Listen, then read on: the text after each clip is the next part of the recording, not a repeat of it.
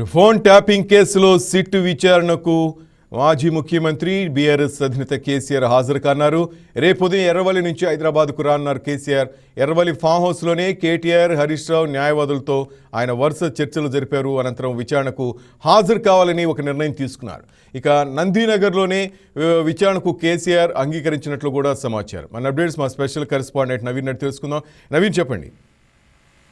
శ్రీనివాస్, అంటే సిట్ ఇచ్చినటువంటి నోటీసులకి కేసీఆర్ కూడా స్పందించడం జరిగింది. రేపు మధ్యాహ్నం 3 గంటలకి నందినగర్ లో విచారణకు కూడా హాజరవుతారని చెప్పేసి కూడా కేసీఆర్ కూడా చెప్పినట్టు కూడా ఆ సమాచారం ఉంటుంది. కాబట్టి రేపు ఉదయం ఎర్రవల్లి ఫామ్ హౌస్ నుంచి నేరుగా నందినగర్ నివాసం కూడా చేరుకుంటారు. దీనికి సంబంధించినటువంటి ఏర్పాట్లు ఇప్పటికే సిట్ అధికారులతో పాటు హైదరాబాద్ పోలీస్ సంబంధించినటువంటి ఉన్నతాధికారులు నందినగర్ లో ఉన్నటువంటి భద్రత సంబంధించినటువంటి అంశాలపై కూడా వారు పరిశీలిస్తున్నటువంటి పరిస్థితి నెలకొంది. ఎందుకంటే ఈ రోజు ఉదయమే కేసీఆర్ దగ్గర నుంచి కూడా ఈ యొక్క సమాచారం కూడా వచ్చింది. కాబట్టి పూర్తి స్థాయిలో పోలీసులు కట్టుదిట్టమైనటువంటి భద్రత కూడా ఏర్పాటు చేసేటువంటి అవకాశం కనిపిస్తుంది. ఎందుకంటే నిన్న రాత్రి కేసీఆర్ కి సిట్ అధికారులు నోటీస్ కూడా ఇవ్వడం జరిగింది. రేపు మధ్యాహ్నం 3 గంటలకి ఈ యొక్క విచారణ కూడా హాజరు కావాలని చెప్పేసి కూడా కోరినటువంటి పరిస్థితి నెలకొంది. కాబట్టి నిన్న రాత్రి 9:30-10 గంటల ప్రాంతంలోనే ఇటు కేటీఆర్, హరీష్ రావు సీనియర్ న్యాయవాదులతో కూడా కేసీఆర్ సమావేశం అయ్యారు. అయితే ఈ రోజు కూడా మరోసారి సమావేశం కూడా ఏర్పాటు కూడా చేయడం జరిగింది. కొద్దిసేపటి క్రితమే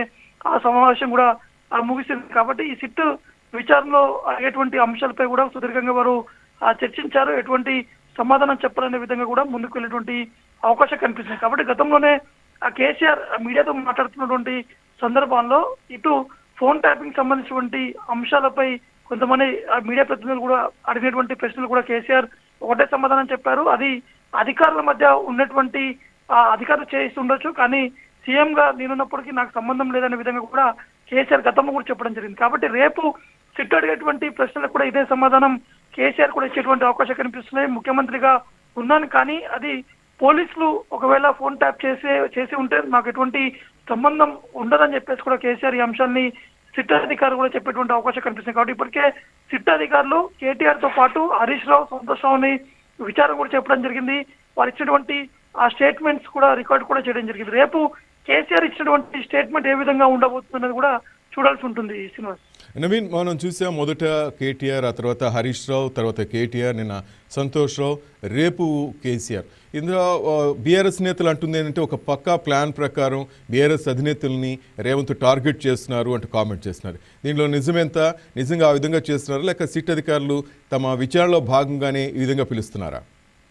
ఖచ్చితంగా అంటే బీఆర్ఎస్ పార్టీకి సంబంధించినటువంటి నేతలు ఒకటే చెప్తున్నారు, ఇది కేవలం కావాలని చెప్పి మున్సిపల్ ఎన్నికల కంటే ముందు ఈ యొక్క కేసీఆర్ ని ఏదో విధంగా ఇబ్బందులు పెట్టి ప్రజల ముందుకి తీసుకురొచ్చేటువంటి విధంగా కాంగ్రెస్ ప్రభుత్వం వ్యవహరిస్తుందని చెప్పేసి కూడా కొద్దిసేపటి క్రితమే హరీష్ రావు కూడా మండిపడినటువంటి పరిస్థితి నెలకొన్నాయి. కాబట్టి కాంగ్రెస్ పార్టీ ఒకటే చెప్తున్నారు, గతంలో ఫోన్ ట్యాపింగ్ జరిగిన నిజమే, అప్పుడున్నటువంటి అధికారులకు చేసినటువంటి విచారణలో అనేక అంశాలు వెలుగులోకి వచ్చాయి.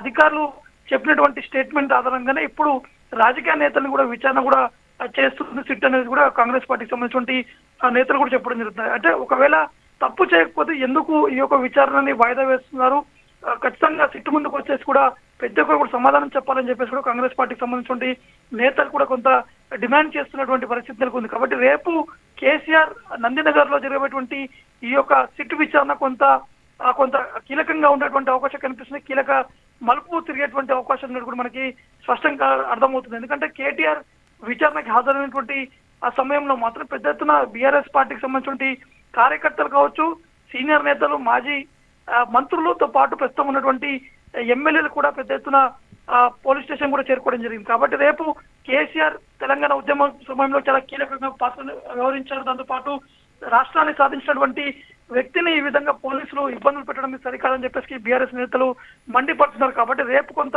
ఉద్రిక్తమైనటువంటి పరిస్థితులు నెలకొన్నటువంటి అవకాశాలు ఉన్నాయని చెప్పేసి ఇప్పటికే ఇంటెలిజెన్స్ వర్గాలు కూడా జూబ్లీహిల్స్ పోలీసులకు కూడా కొంత సమాచారం కూడా ఇవ్వడం జరిగింది. ఈ నేపథ్యంలోనే జూబ్లీహిల్స్ తో పాటు బంజారాహిల్స్ సంబంధించినటువంటి పోలీసులు ప్రస్తుతానికి నందినగర్ లో కూడా కొంత బారిగేట్స్ కూడా ఏర్పాటు చేసి కేవలం అక్కడ లోపలికి కొంతమంది నేతలు మాత్రమే అనుమతించేటువంటి విధంగా కూడా పూర్తి స్థాయిలో భద్రత కూడా ఏర్పాటు చేయడం జరుగుతుంది. Srinivas, thank you Naveen.